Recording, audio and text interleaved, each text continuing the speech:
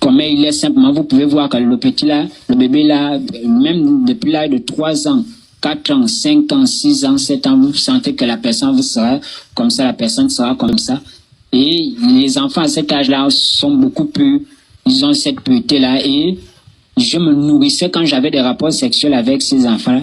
Je me nourrissais. Viens nous donner la liste des pauvres enfants.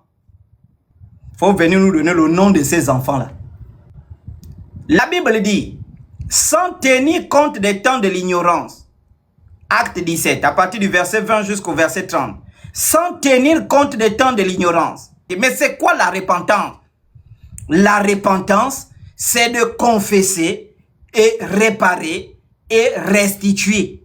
Se repentir, c'est de confesser. Ensuite, réparer. Ensuite, restituer. Ce qui veut dire quoi? Quand tu viens pour dire j'étais un ancien sorcier, ne nous dis pas j'étais un ancien sorcier. J'allais en enfer. Je voyageais. La sortie astrale, c'est le sang. Ce n'est pas ça la repentance. La repentance, c'est de venir en toute humilité. Faire des vidéos pour dire peuple africain. Je me répands. La famille Boussougou. La famille Boussougou. La famille Bekale. La famille telle. Vous voyez vos 2 enfants que vous avez là-bas. Spirituellement, j'ai couché avec ces enfants-là. Et les enfants-là n'auront plus jamais de mari dans leur vie. Les enfants-là vont grandir. Elles vont avorter. Elles vont fumer le champ. Elles ne vont plus parce que j'ai pris leurs étoiles. Et aujourd'hui, je viens confesser ça. Je suis prêt à faire la prison. Je suis prêt à mourir. Je suis prêt à tout. Mais je veux réparer mon erreur. Je veux réparer mon tort. Voilà ce qu'on appelle la repentance. C'est ce qu'on appelle se repentir. Et les gens qui sont abonnés sur sa page, vous êtes trompés par Satan. C'est toujours la même stratégie. Il est en train de puiser vos énergies. Il est en train de puiser vos étoiles. Parce que vous n'écoutez pas l'évangile de Christ dans sa page. Vous écoutez les exploits de la sorcellerie. Même Jésus, dans votre Bible que vous définissez comme Dieu, quand il est venu, il n'a pas glorifié les œuvres du diable. Ce qui se passe, le hibou, le mille-pattes, tu es en train de glorifier les œuvres des ténèbres. Et ça, je vous dis, tu es en train de glorifier les œuvres des ténèbres. Et vous voyez les chrétiens, ma boule. Et je vais vous dire, ils ont formé une secte. Et je vous dis, cette secte-là, il a créé le groupe WhatsApp. Ils étaient à 400 dans le groupe WhatsApp. Et dans les 400 là, il a dit que désormais, vous devez cotiser. Faites attention. Faites attention. Le diable que vous cherchez là dans vos églises, il est sur Internet. Il est en train de changer des stratégies. Il est sur Internet. Il change des stratégies. Il est en train de chercher comment continuer à tromper les gens. Comment continuer. Mais pour tromper les gens, il faut dire aux gens ce que les gens veulent entendre. Il faut dire aux gens ce que les gens veulent entendre. Il n'y a pas la bonne nouvelle qui est enseignée par ce garçon-là. Il n'y a pas qu'est-ce que le Saint-Esprit. Comment recevoir le Saint-Esprit? C'est quoi la repentance? Puisque lui-même, il ne s'est même pas repenti. Donc, il ne peut pas vous enseigner la repentance. Il ne peut pas vous enseigner comment on confesse les péchés, comment on confesse son tort dans l'intimité avec le Créateur, comment on confesse le tort. Il ne peut pas vous enseigner ça. Parce que confesser, c'est réparer. Réparer, il faut restaurer. Ça veut dire que je confesse, ou j'avais pris l'étoile de cet enfant-là, pour faire dans ça, je n'ai pas récupéré. L'étoile, on n'utilise jamais ça. On vide l'étoile pour utiliser et on peut restaurer. Merci à toutes les mamans qui prient pour moi. Vous priez pour moi parce que vous avez eu la révélation que je suis venu pour découvrir. Et je vous dis, hein, j'ai une clé contre les fausses doctrines. C'est-à-dire que quand quelqu'un est faux, quand il est faux, c'est-à-dire que je démantèle son réseau là. Allons-y, on poursuit. De leur âme et je prenais aussi leurs étoiles. Wow. Et tu disais également hier que tu pouvais tuer par la pensée et tout ça. Explique-moi un peu comment tu pouvais exécuter les gens, comment par la pensée, c'est comment? En fait, quand vous êtes lié au monde astral, c'est comme si tous vos esprits, ces esprits-là, obéissent à toutes vos pensées. En fait, tous vos désirs, c'est comme si c'était des ordres. Automatiquement que le désir est né dans ton cœur, quand c'est venu, ça exécute, même si tu ne dis pas fais. Donc ça exécute la chose. Tu es quelqu'un tout de suite, tu as envie que la personne meure ou quelque chose, en fait quelque chose se produit automatiquement. Par exemple, il y avait par exemple des personnes, j'ai envie de voir quelqu'un. Et je peux par exemple voir, voici la personne. Et on s'est vu, on ne s'est jamais vu, c'est peut-être la première fois.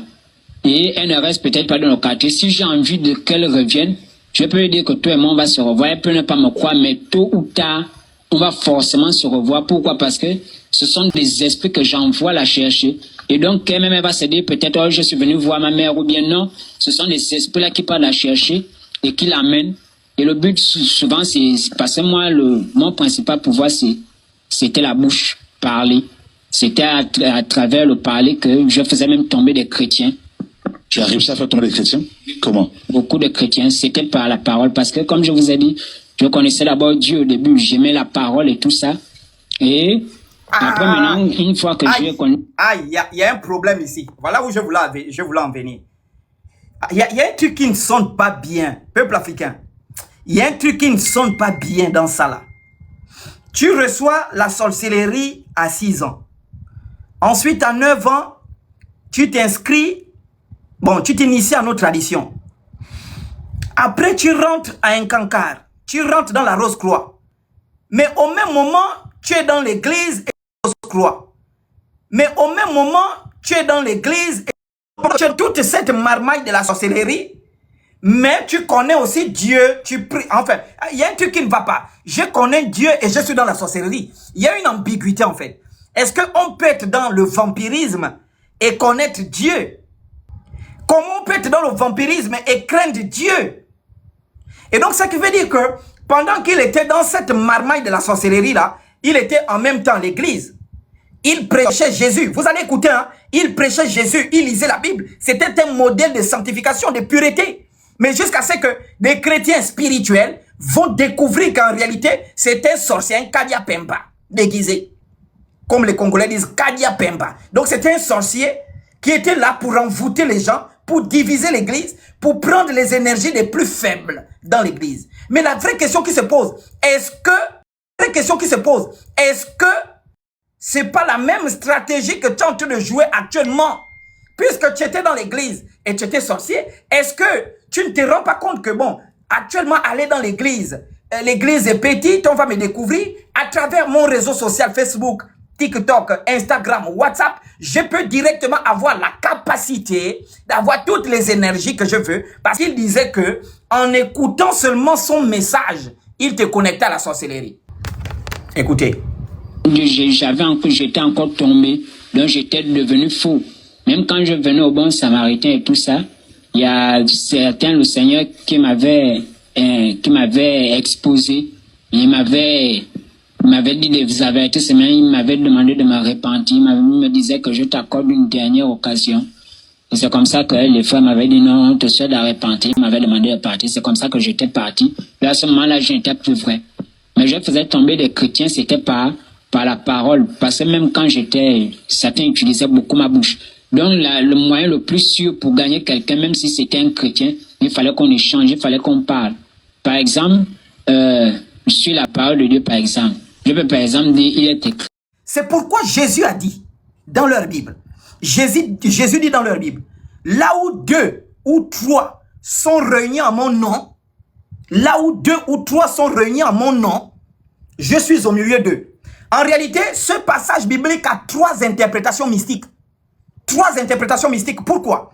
La première interprétation mystique, c'était l'accomplissement d'une prophétie qui devait se réaliser sur le chemin d'Emmaüs. Après sa mort, les disciples d'Emmaüs devaient être en train de marcher, ils devaient être à 2 ou à 3, et Jésus devait être au milieu d'eux. Accomplissement de la prophétie, première interprétation mystique.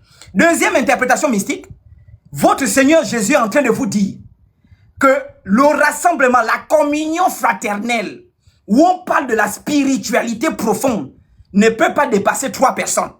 Ce qui veut dire que si vous êtes à 4, 5, 6 à parler de la spiritualité, ce n'est plus la spiritualité. Jésus n'est pas au milieu de vous. Troisième interprétation mystique, ça veut dire que c'est un pourcentage que Jésus vous donne à ne jamais dépasser. Ce qui veut dire qu'en réalité, sur un rassemblement des saints, il n'y a que 2, si c'est trop, c'est 3% des gens qui sont vrais. Ce qui veut dire que s'il y a 100 personnes qui se réunissent autour du nom de Jésus, il n'y a que 2 personnes qui sont vraies. Si c'est trop 3 personnes, 97 sont fausses. 97 sont formalistes. 97 sont hypocrites. 97 sont fornicateurs. 98 adultères. 99 reptiliens. Et sans oublier les sorciers. Est-ce que vous comprenez un peu? C'est pourquoi ces gens-là ne comprennent absolument rien. Allons-y. On a déjà pris un coup jusqu'alors parce Voilà, que... donc il dit, il y a des gens qui sont chrétiens, c'est vrai. Il y a des gens qui sont chrétiens. Même là dans le live, là, ils sont chrétiens, ils vont tous les jours à l'église. Mais ils sont des fornicateurs, comme Vampirina. Ils sont dans la fornication. Hein? Et c'est pourquoi ces pasteurs sont des vrais menteurs. Le pasteur va te dire, oh non, la fornication n'est pas une bonne chose. Mais 99% des gens qui sont dans son église sont nés dans la fornication.